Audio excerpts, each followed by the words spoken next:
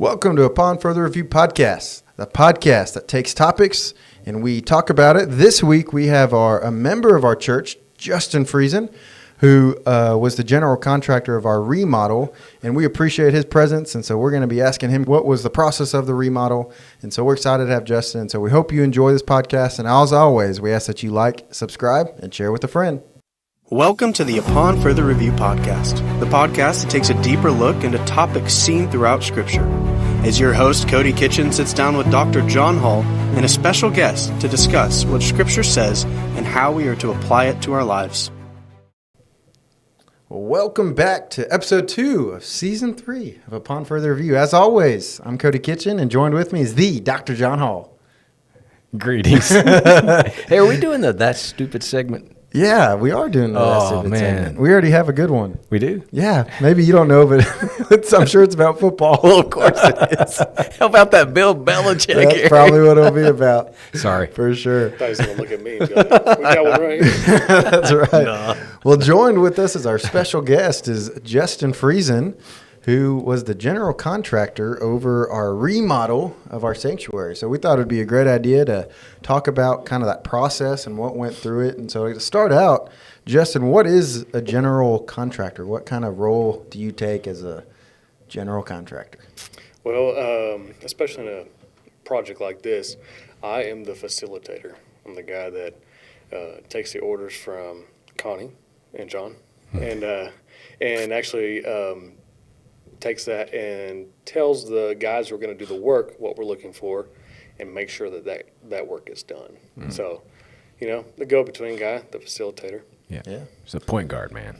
Yeah, there you go. Absolutely. Yeah. And then pick up whatever odd jobs fall through the crack. Mm-hmm. Sure. Yeah.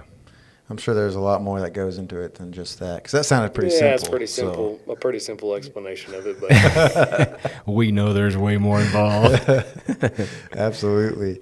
Well, to kind of start off the podcast, I thought it'd be smart for John to kind of explain, well, what was the purpose? Why did we get to the place we were here of going to the remodel? Kind of what was in your heart to do the remodel? It's a complicated and complex answer because it has a lot of layers to it. But the long and short of it was simply to renovate our existing worship space to add to its already existing beauty, if you will. And so really the intent was to kind of bring together a blend of the modern with our traditional aesthetic, so that the renovation wasn't just a complete, we just like blank slate, bulldozed it and started completely over. It was to really honor what exists, but to bring kind of a new beauty to it. Yeah. And the one key focus of the renovation, obviously, is the cross in and above the baptistry tank. Yeah. It's beautiful. Yes, and really the cross being the central figure or symbol, if you will, of the Christian faith. It's just that's the very Reader's Digest version of the purpose of it. But it was to add another layer of beauty and kind of update our sanctuary. It needed it. Our sanctuary hadn't been remodeled since 1997, and it was a much more involved remodel. So this was, in my view, I use the word modest, but Justin may not think of it that way as the general contractor, but that was the purpose. Yeah, that's good. Well, Justin, going into it, what was, when you kind of got the word that you got the bid, that it was your job, what was something that you looked forward to most about the project? Well, because I go to church here, honestly, I love seeing things that look dated, old, taking them and making them look really new and cool. So just the transformation part of it, like the end product, that part is exciting to me. The fact that I get to be part of that, even if I was just, somebody sitting in a seat and didn't get to touch it, I would have been excited about it. But being part of that project, that was that was really cool. Yeah. Sure. Yeah. Yeah, that's true. When Justin got the project, I was delighted because he's done some work for us at our home, and he is a craftsman. He's meticulous. He cares about the work being done well and right. And of all places you want to get it right, the church. Absolutely. So I was thrilled. Plus, he has a great temperament. He's easy to work with, communicates well, keeps the project moving forward. And we did have some time constraints, and he worked really well on that deal because we had a timeline that was somewhat unbending, but we could have flexed further if we needed to, but I'm glad we wound up not having to. Yes. So thank you for your Absolutely great work. Yes, did a great job. What does the planning process for any sanctuary remodel, maybe specifically this one, obviously look like? But is it any different than just kind of a regular job that you would get, even if it's a big job, or is there kind of a hyper focus you maybe put in this job that you wouldn't in a regular job? Just kind of broad in that of what does that look like? Well, because the sanctuary is used at least every week, obviously there's a little bit of a difference logistically there. In our situation, we were able to move out of the sanctuary, which gave us the ability to tackle the whole thing. It was very nice. But like you said, they put a timeline on it. It wasn't a hard and fast timeline. It was one that I told them from the beginning, I don't know. I don't know, make no promise. Right. But I was very hopeful for. So, that aspect, I guess, would be one of the unique things about working in a sanctuary. The other one is it's a church, and there's a lot of opinions that could come into play. Did a very good job of making this a project that one person could answer the questions on. Yeah. So it could have been very, very complicated if this was everybody has an opinion, everybody has a say kind of thing. And thankfully, we dodged that bullet. Thank you so much. Yeah, that's a good point. Absolutely. And it is, you've said this before, but what a blessing it is to be a part of a church that has, we call it the Family Life Center, but is our gym. And what a blessing it was to be able to meet there. We already planned to have one service because it's the summer. It's usually what we do. And so it truly did work well with kind of being perfect timing of going into the remodel, and didn't have to clean up every Friday to get it ready for Sunday, but you were able just to continue to make it go faster in that way. And as you've already said, you did a great job of staying on that timeline and keeping up with it, and we really appreciate it. Yeah, the manner in which he kept the project going was key. You did a great job with that. I can't take all the credit for it because on a lot of construction sites and a lot of jobs in general, if you have subcontractors you like to use, they work for more than just you, and they're not always available on your timeline. Yeah, everybody was available when we needed them. Yeah, and that doesn't always happen. Yeah, the Lord was gracious to us, certainly in that respect, Absolutely. Among others. But it was nice that we could move into the Family Life Center, so there wasn't the stop and start aspect of, because I know they worked on some Saturdays too to, get things done and press along, and so it was nice that we could meet elsewhere during the reconstruction part of the project. Absolutely. Were there any unique design challenges that you faced in the project, maybe that you didn't see coming in the beginning, but as you faced them? Definitely unique design challenges, no doubt. But we did a pretty good job looking at this ahead of time. I don't feel like there was anything that just completely caught us off guard. But the fact that for when you're working almost 30 foot in the air, that's the main part of the project, and then some of the things like the grill cloth. We have speakers behind that wall. Not very many people do that. Right. There's very few people that actually would mess with that. So for the contractors that did that, it's the first time they ever did it.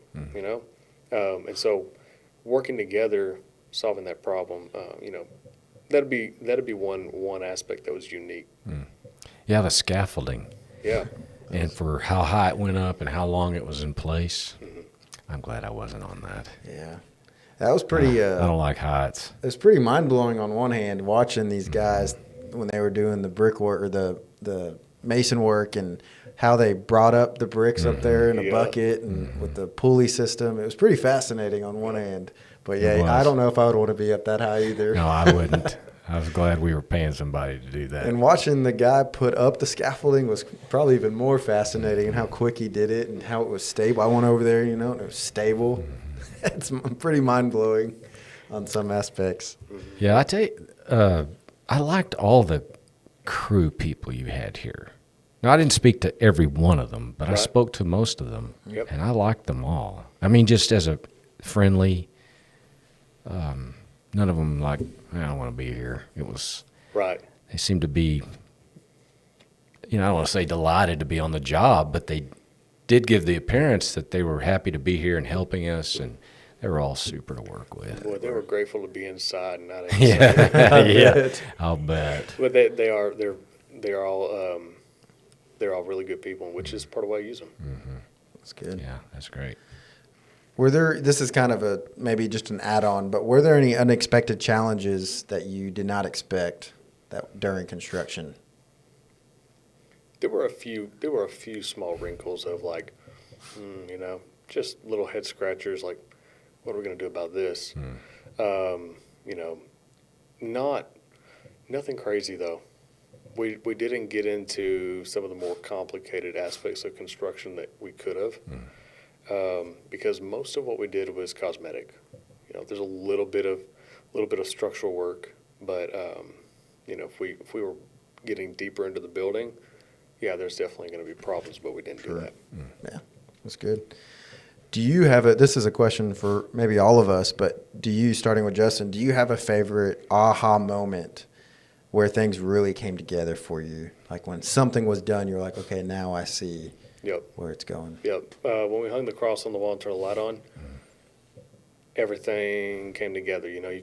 That's probably one of the first times I stood back, scaffolds out of the way. Pretty much all the colors are right. There were lights going up, and then you look back and it's like, okay, you know what? This wasn't my grand scheme, but boy, does it look good. The plans were well made. Yeah, that's awesome. That's good. Yeah, that's great. What about you? Yeah. There's several aha moments for me. One was when the back part of the sanctuary was painted, and how striking and beautiful the stained glass was in the back of the sanctuary, juxtaposed to, it's always been surrounded by the brown, the stained wood.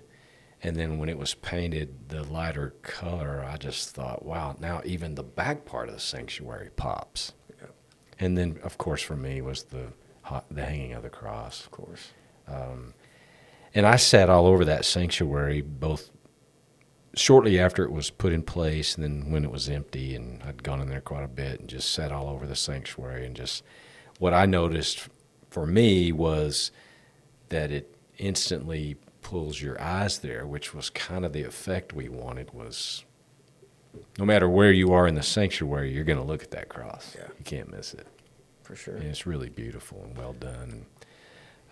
And, again, credit to you for putting that together. Absolutely. And hanging it the way you did. As the Chick-fil-A employees would say, my pleasure. Yes. That's good. Yeah, that was special. And then our first Sunday back was, and the comments, that we received that Sunday, and since, there's just been a lot of positive words said about how beautiful it is. Absolutely. People love the cross, and I think it'll be beautiful for our church for years to come until they need to do something different. Yeah. But yeah, those were the two for me. The stained glass in the back, I was not prepared for that. Then also another moment for me that I was like, because I had a lot of questions in my own mind, and you answered them very patiently, but I was pleasantly surprised because I thought we were going to have to do like white trim on the squares, both across the balcony Okay, yeah. and then in the front of the sanctuary, because I thought, well, that's surely how you're supposed to do it. But I'm glad we didn't do that. It wouldn't leaving have. it all one color. Well, yeah, it's all one color, but I thought there were portions of the trim. I guess I don't know what you call it. Is that what you call it? Yeah, that You know what I'm it's like talking a about? molding detail. Yeah, the molding detail. That at first I thought in my mind, well, are we supposed to, paint that white? But man, I'm glad we did, and It looks great, I think. it does. Yep. So that was another moment for me. I'm like, oh, I'm glad we didn't, yeah, let's do that. And, listen to people who know what they're talking about. Yeah. So it pays to ask questions and listen. That's good. Yeah. Yeah, I kind of a lot like you. I went in there almost every day and multiple times a day just to kind of see the progress and also just to take a break. But the aha moment, I think, was the same when I sat up on that, when I got up on the stage and looked out, the painting was done and just that stained glass, the light coming in. Because while they were painting, I was kind of like, man, it's a lot of color. It's a lot of one color all the way through. But once it was done and all the colors kind of came together, the cloth was up there, I started seeing, okay, that makes sense. I couldn't really see it from the beginning. Yeah. But I think it was beautiful. I agree with you. Just kind of the one color was smart. And just also how once the crosses went in, that was another big aha moment. And Yeah, and the stone was gorgeous. absolutely. Mike Crane said that we got the stone upside down. Yeah, we're going to have to look at that one, I We probably guess. need to redo that. I told him it was on purpose. Got to give somebody something to complain about. That's right. That's right. I'm sure he'll appreciate that shout out. Yeah, I know he will. He probably doesn't even listen to this podcast. So this is, again, kind of maybe you've answered a little bit, but maybe in more detail. What part of the remodel are you most proud of? It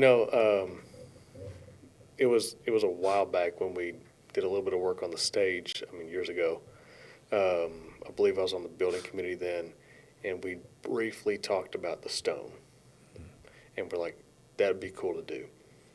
And pretty quickly figured out, well, we're not really looking to go that far. To be able to come back and do that project, because I kind of latched onto that idea, and I was like, man, it would look so good. Mm-hmm. And to come back and do it and see it, see that come together, that was really cool.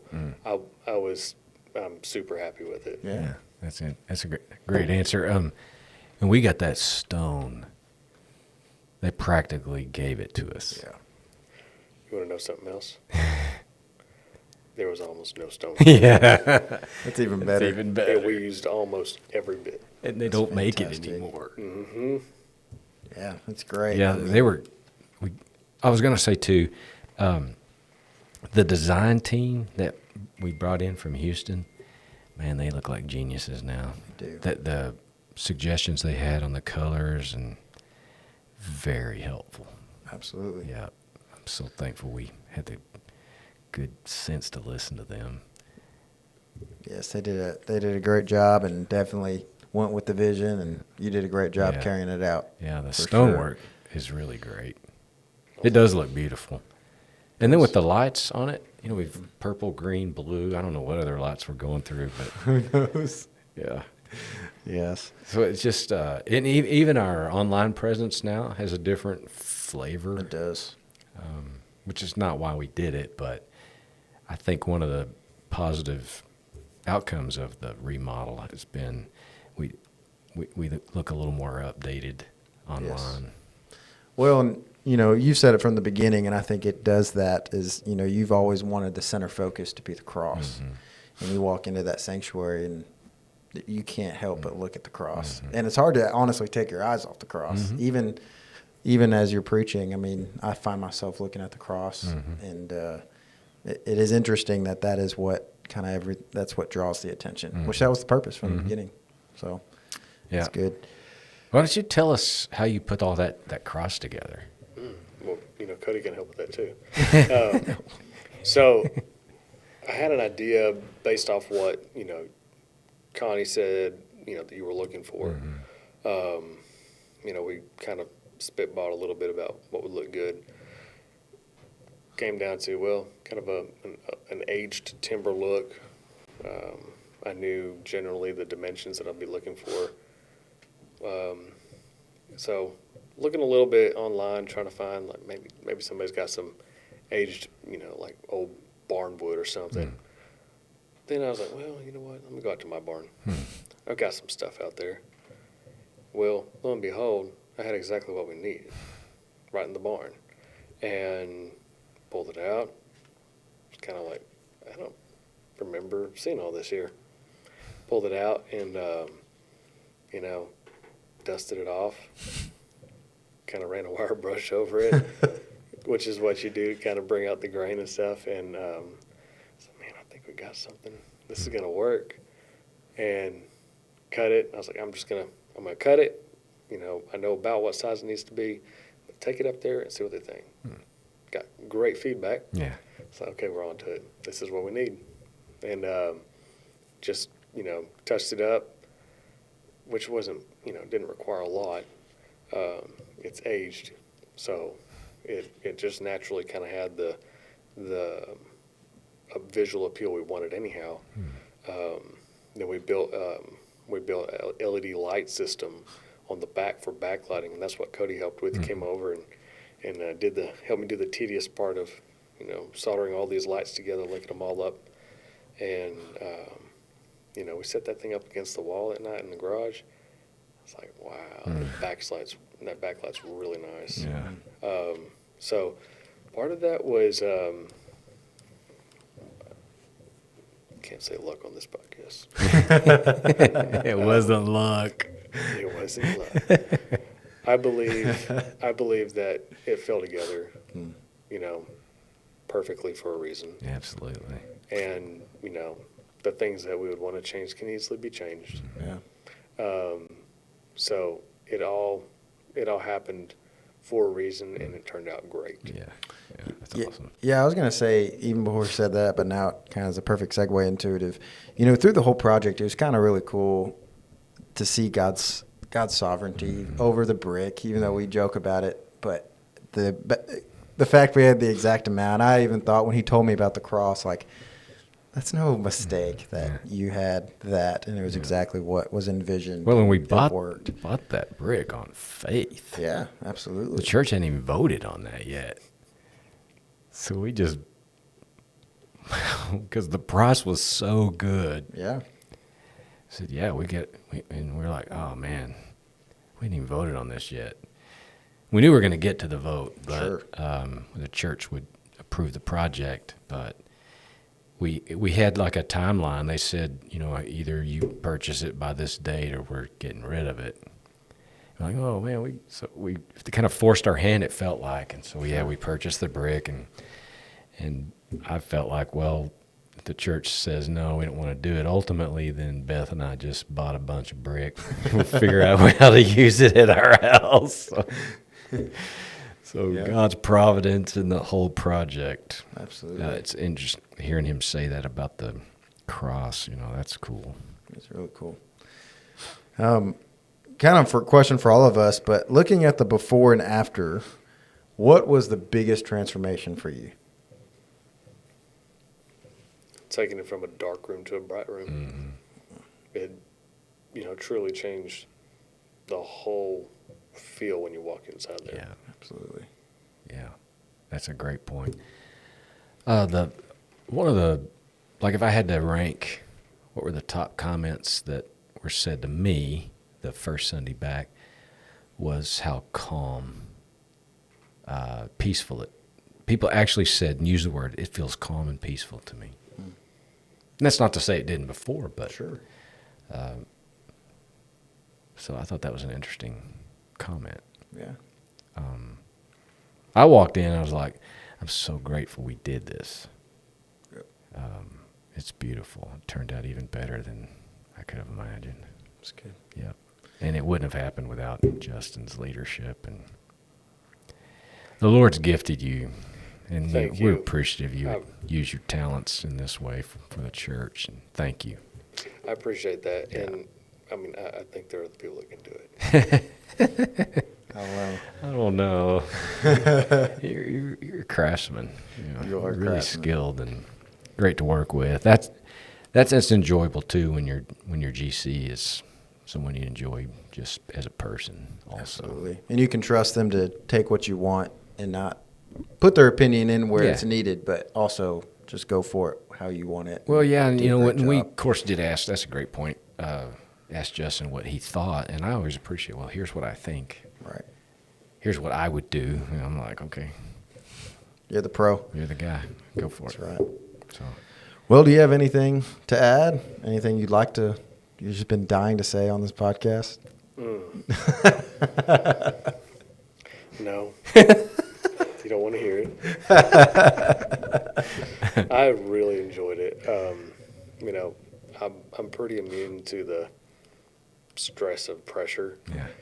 I say that. I mean, I really didn't feel that pressured. Yeah. There was a little bit of a deadline there, but, I had a feeling it was going to work out, and that I really didn't need to worry about it anyhow. Yeah. I just don't stress about that kind of stuff too much, because worst case scenario, then everybody would be upset and probably not going to throw anything at me. So No, not you. Good. Yeah. That's true. Honestly, the biggest pressure, that you feel, and this is kind of self-imposed, is that, you want people to like it. Mm-hmm. But you realize it's not, they're not coming for me. Mm-hmm.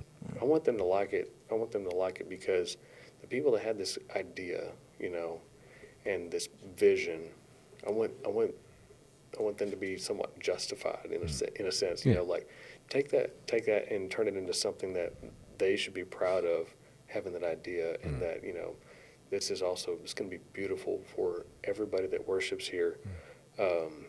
It was an honor, really it was. Yeah, thank you. That's great.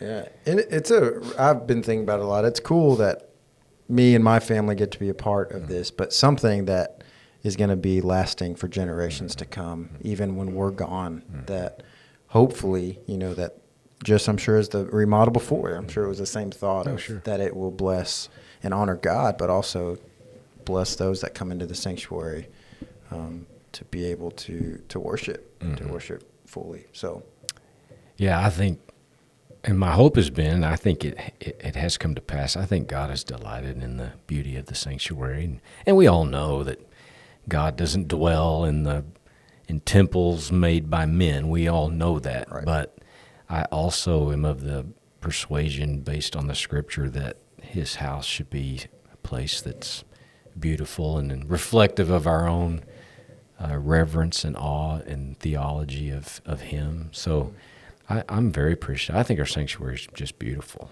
I thought it was beautiful before, but I think the addition and the remodel has even added to that beauty. Absolutely. Yeah. That's good. Yeah. Well, we're going to go into our That Stupid segment where we tell you what's stupid. So, John, what's stupid today? Oh, I'm sorry, but we have to talk about the TCU North Carolina football game last night on ESPN. That was gold. The ESPN, they're beside themselves today. Yes. So, the Belichick era of college coaching began last night in earnest, and they got smoked 48-14 by the Horned Frogs. Especially when you think about who all was there in the dignity box, or the dignitaries, Lawrence Taylor, Michael Jordan, Roy Williams, and, of course, the girlfriend. That's the best one. So, honestly, I watched the game to see how many times they were going to show her, when the camera would pan on her. That's a good. I can't count, but what I can count is how many they showed him when they were getting just mauled. Yeah, he didn't look thrilled. He didn't look happy. He had that look like, what have I done? Isn't that what he always looks like, though? He does. He always looks even with upset. the Patriots. Yes, for sure. But man, that game, man. I don't think they. My favorite part was on ESPN before the game. They had the kind of the cover picture of the game, and it was TCU, and then it was North Carolina. But they had the picture of Belichick, no one else. And so it was such a hype. And then they get into the game, and second quarter starts. And my first time ever watching a game where the announcers say, It's been 2 hours, 2 hours. and 10 minutes until a completion for North Carolina. That's unheard of. I'm like, man, that is something. I kept thinking, I bet he's thinking, we're on to Cincinnati. Do your job. He's probably thinking, all right, these stupid plays my girlfriend's calling. That's probably part of it. Oh, poor guy. Man, but Sonny Dykes and the, He had and the them TCU, ready. they were ready to I come could have play. played for TCU last night and been motivated to play. That's all that team heard for weeks on end. Yes. Their game opener in Chapel Hill, they're going to have to play Belichick. No, they all played like they were inspired. They did. It'll be interesting to see. Yeah, and to if watch it's, the stands empty out before the end of the fourth quarter. I mean, even the Chapel Hill faithful bailed. But, I think they've sold out all their tickets for the whole season. Really? Oh, yeah. They've made money. Of course. I mean, it's the same thing with Dion coming into Colorado. Yeah. They know what they're doing. Sold it out, yeah. So we'll see. There's always that's next stupid. week. But, yeah, I my favorite part of the Bill Belichick coaching era is his press conferences. Or lack thereof. I wish I could stand before the church and answer questions like he does. Not really answer. Yeah. Maybe grunt a little bit. Growl. Why is your defense playing bad? They're playing bad. Because we don't have Tom Brady. Yeah. Oh, that's good. Yeah. That is stupid. Yeah, and I know that you, our 5 listeners, are excited that football's back. So Football's that back. segment is Yes. going to be filled. Yeah, we didn't even touch on the Cowboys. They play Thursday night against the Eagles. Rematch. That's going to be a beatdown. They gave away their best defensive They're player. better. They're better. Coming from a Cowboys fan. They're better. True Cowboys fan. They're better. Oh, man. No, Well, I don't know how you can win in the NFL when you pay your quarterback $60 million. part of it. You don't.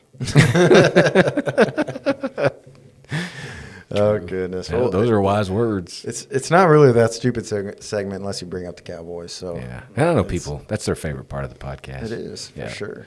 That's the only reason why they watch Yeah. it. So we'll have a lot to talk about next Tuesday. Yes, it'll be really Man, good. football gets started in earnest in the NFL. Thursday. It's going to be good. So we've already talked about, the NFL is, it's your friend. They want you to bet responsibly, drink responsibly. Don't combine the two.